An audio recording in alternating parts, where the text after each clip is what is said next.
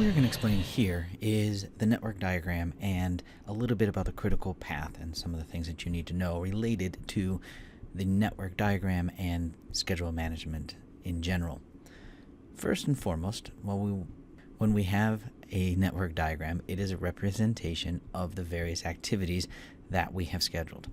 We had determined that there are certain activities that need to be performed to deliver upon a deliverable or the entire project or phase of the project.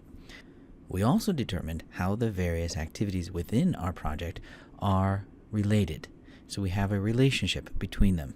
Sometimes it's a finish to finish, sometimes it's start to start, if you recall those different associations. But for right now, let's leave those dependencies to another topic. Let's just focus in on the actual relationship between them in terms of the overall network diagram and the critical path.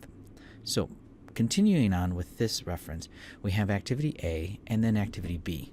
And we'll just assume, because I'm not going to label it, but it's a finish to start. Like I finish A and then I'll start B. But let's also say that at the same time we have an activity C and an activity D. That means then after we finish activity A, then all three of these can start.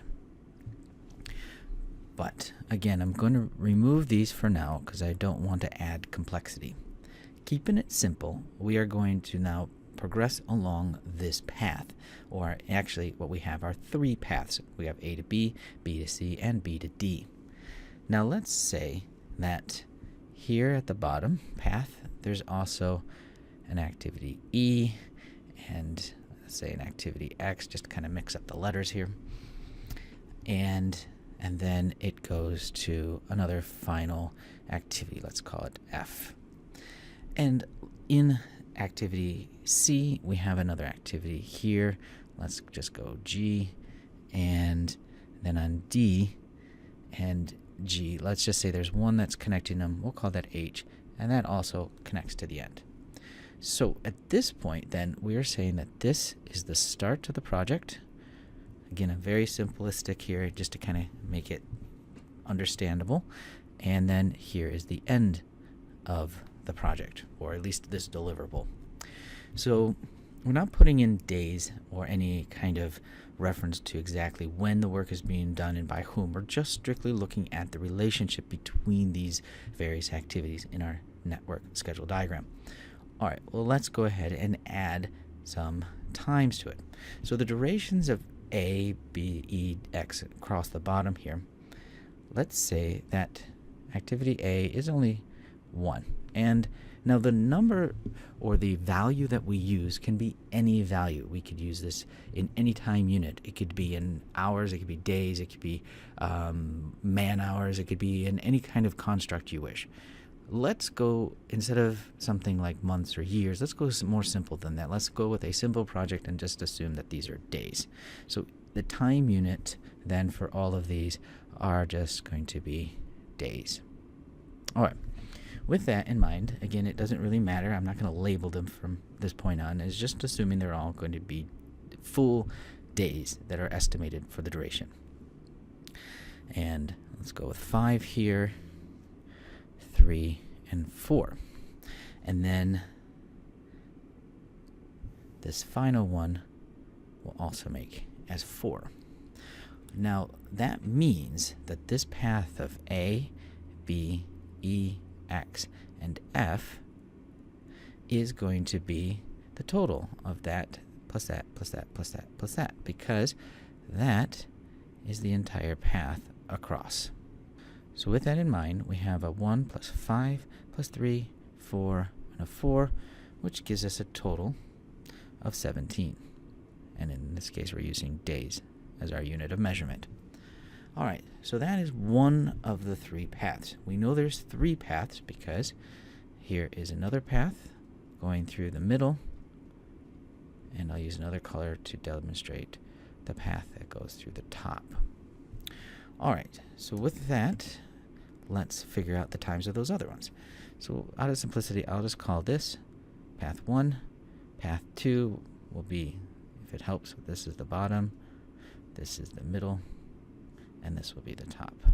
In this middle will be our green path, and this has the A as well. Even though it's on the bottom, it is also in the middle too. C, G, H, and F. So let's give those some times. 1 is already for A. So we have, let's say, 6 and a 5 days duration, and we'll make this a 5 day as well. And then a 4 here. So simple math gives us 1 day, 6, 5, 5, and a 4, totaling up to 21 days. And then finally, let's do that for the same for the top. Going here, really the only additional activity we need time for is D. That makes A, D, H, and F. So it only has 4 activities on it. A 1, a 9, a 5, and a 4, giving us 19 days. All right, that gives us then the 3 paths that are at this point of our project. And now this could change as the project progresses, but at this current moment, there are 3 pathways for our project. And we have to figure out, in a time's sake, which one of these has the most concern in terms of time. And because, again, it's not the work, I'm going to stress here, it is, I'll draw a little clock here to indicate that it is about the time. Which one is most critical in time? And that one is our critical path. And that really just simply means the one with the longest amount of time that is going to take to complete. And that would be the middle path. Now, if for some reason, let's say this G was estimated to be 5, but after some review, we figure out, you know what, it's only going to take us a day because we don't actually have to build that piece of equipment or software or really perform the hard work of that activity G. We actually already own it. It was already produced by another product or another project team within our organization, so we already have it done. And so we've actually been able to save 4 days of work, and our estimation has now changed, which also means then that our equation has also changed. Instead of a 5, we are now at a 1, which gives us a new, instead of 21, gives us a new estimate of 1017, which now means that we no longer have that being the critical path, but this top one is the critical path. I stress that because the critical path throughout your project could change. Hence, it's very important for you to know which one is the critical path. In this case, it's right now this top one, but also the near critical path. And in this case, there are actually 2 near critical paths, because both of these are the next in line, and that's good and important for you to know, because just like we had G changing, the G could escalate again. It could go, actually, you know what, we found out there's more to it, and it's now a 10. And now that major jump, and I'll erase that so it's not confusing, we'll stay with our 1. But if it were to drastically change, well, now that becomes the critical path. And as a project manager, you need to be aware and keep sights on these are estimates. They're shifting values. And so as a project manager, you have to keep looking out for these things and keeping aware, so that way you never get too many surprises on terms of how the project is going. Because again, you are needing to see and to make certain that you are meeting the time expectations for the project. And if the expectations are that they're going to be met here, and currently it's a 19-day duration for this deliverable or project total. So in 19 days, we are expecting that to be done.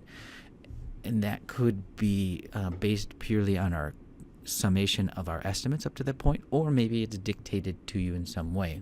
And maybe we need to crash or squeeze or condense this timeline even further from 19 days into something even tighter. And you would have to work really hard to make sure that nothing goes beyond that 19-day commitment.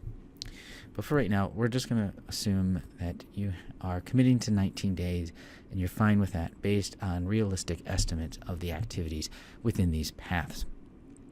All right, so now what we're going to need to do is take a look at a few things that will help us with our estimation of working on early starts, early finishes, late finishes, early starts, and early finishes. There's 4 of them there. We're going to look at slack and other things. So let's pause here for a moment so I can clear some of my screen because there's a lot to talk about. All right, so we have determined that this is our critical path. So because of that, I want to highlight it so it really stands out as that is our critical path that is supposed to take us 19 days. Now, any of these activities, we can make a little chart, and it could vary based on how you want to create it. But let's just look at activity A. In activity A, we can look at the earliest it can start, the latest it can start, the earliest it can finish, and the latest it can finish. Now, these places where I have the letters set out can vary based on what program you're using. It really doesn't matter. There's no official order, but we can go with E's across the top and L's around the bottom. That doesn't matter. What does matter is that you know how to do it. Yes, a lot of the software, the project management systems that you use, the information systems, or say Microsoft Project or any of those powerful programs, are going to be able to perform a lot of these calculations for you. Nevertheless, it's good for you to comprehend how they arrived at these numbers, and also for the exam, you might have some simplified questions to ask and figure out. All right, let's take activity A. Well, the question first and foremost is, when is the absolute earliest that A can start? Now, there's 2 realistic answers for this, and I'm going to point that out for you. One answer could be that you can start it at day 1. You can also say you can start it immediately at day 0. I can just start. So either way is correct as long as you stay with it through the rest of the project. You cannot switch between a day 1 and a day 0 concept, because all your calculations will be off by, well, 1 day. And so I have, over the 14 years teaching project management students, have gone between these 2, and I have found that it's best just to teach one of them, and then if you're curious, I can teach you on the side the next one. And I've also discovered that it is so much easier just to teach it in a day 0 concept. So if you are curious about the day 1, which I probably would guess is more common in most instruction, but I feel that it will make more sense to you if I use the day 0 and then have you learn the day 1 from beyond this point. So working on that, I am saying that the start is, off you go. We're day 0. So the earliest you can start is 0, right? You can start immediately working on activity A. And hence, that's what helps when you don't think about it in a time unit. You just say, all right, we're here. It's Monday morning. When can I start on A? Well, I can start on A right now. We can get to work. And that just makes it easier to think about that we're just starting immediately. Now, the next question is, when's the latest it can start? Well, there's not really much wiggle room, is there? And I'll say that because if you look, yes, it's on this path going down the bottom, but it also is part of the critical path. And if you, as the project manager, are worried about keeping the time constraint of the 19 days, you need to ensure that everything on the critical path is getting done in the time that it's estimated. And in that case, there is no time to waste working on A because everything on the critical path is also waiting for it to be done. Hence, the latest it can start or should start in terms of a project management, schedule management, is 0. Well, now the next question is, well, when's the earliest we can expect it to be done or finish? Hence, here is where the mathematics gets so much easier when we are saying if it's going to take us 1 day to do it, we started on day 0, what is 0 plus 1? See, brilliant, right? It is a 1. The earliest we can expect it is the end of that day. And likewise, the latest it can finish would also be that day 1. Again, fairly simple, thinking that if we started on a 0 and we're going to finish it on that same day. Likewise, we started it on a 0, we're going to finish it that same day. So the reason is because there is, you can see there's no difference between the starts and the finishes because there is no float or slack. There's none of it. Because this critical path that we've already highlighted going through is taut like a string. If I tightened it from end to end, it cannot move. Hence, there is no flexibility in our early and late starts and early and late finishes because they are just fixed. And then going up and down is just purely our duration estimates for, in this case, activity A, which we thought would take 1 day. And so 0 plus 1, 0 plus 1. And that is the simple one because that's nice and easy. It's at the beginning. But let's pick one that's more in the middle, and that will make things a little more difficult. So let me erase all this. I'll draw that same box, kind of like a tic-tac-toe. I'll do another color just so that it stands out. And let's go with G. G is right here, right smack in the middle of it all. And we can do the same thing. Early start, early finish, and late finish. Well, the duration, as we know, we re-estimated it to be a 1. So we already know that the differences between these should also be 1. But we also have to look at if there is any float or slack to it. Well, how do we determine if there's any float or slack to it? Well, the critical path we know is 19. The path that G is on is 17. What's the difference? That difference is 2 days.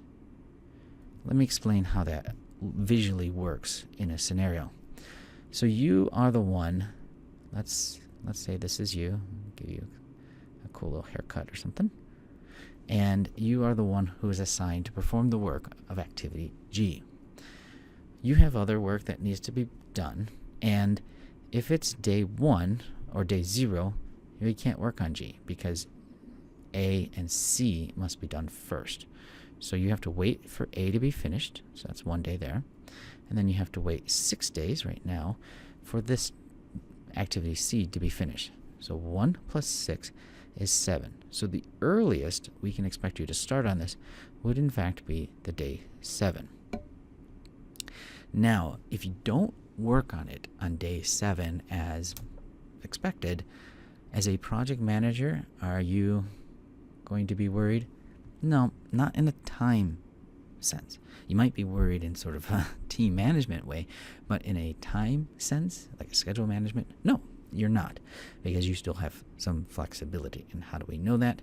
Well, we have the 2 days, because if you don't start this on day 8, don't start it on 9, now once we get to 10, you have now tilted which one is the critical path. So let's figure out then what's the absolute latest we should get this started before we start to worry.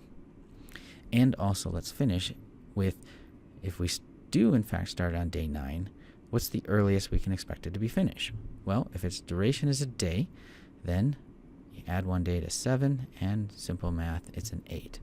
So we're expecting it to be done at the earliest, day 8. But the latest start, now we can go what's called a forward pass, going this way, or backward pass, starting at the end and working our way backwards. Either way, it doesn't really matter, but if you're going with the late finish, I would start at the finish. If you're going with the late start, I would start at the start. Forward, backwards. Again, it depends on what the arrangement of the network diagram is and how it makes sense for you. Okay, so as I mentioned, we have 2 days of relaxation and time sense between that and the critical path. So that means that 7 plus 2 is 9. So as long as we start it by day 9, then we should achieve the path and all the work in time for our expectations of having it all complete on the 19th day. So with that in mind, we also then can go with, well, if we finish it on day 8, when's the absolute latest then it could be finished? Well, you can do it one of 2 ways. You can go 9 plus 1 to equal 10, or you can go 8 plus 2 to equal 10. Either way, as long as we have this finished by day 10, then we have plus 5 here is 15, plus 4 here, that equals 19, and in fact, yay, party, we are going to have the project completed at said time. So whatever activity you are pinpointing on the network diagram, you can create such a chart that will help you determine how much early start you have or leverage you have in terms of scheduling and time management, and also making certain that if you are on the critical path, this is always going to be 0. There's not going to be any difference between earlys and lates.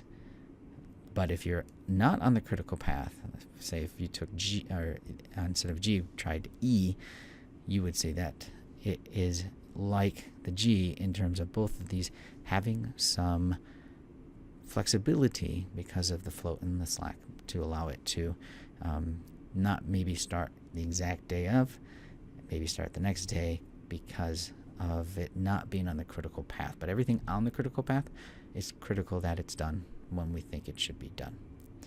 And that's a quick look at the critical path and early and late starts and early and late finishes, and how you can explore and learn and help with the time management of your schedule.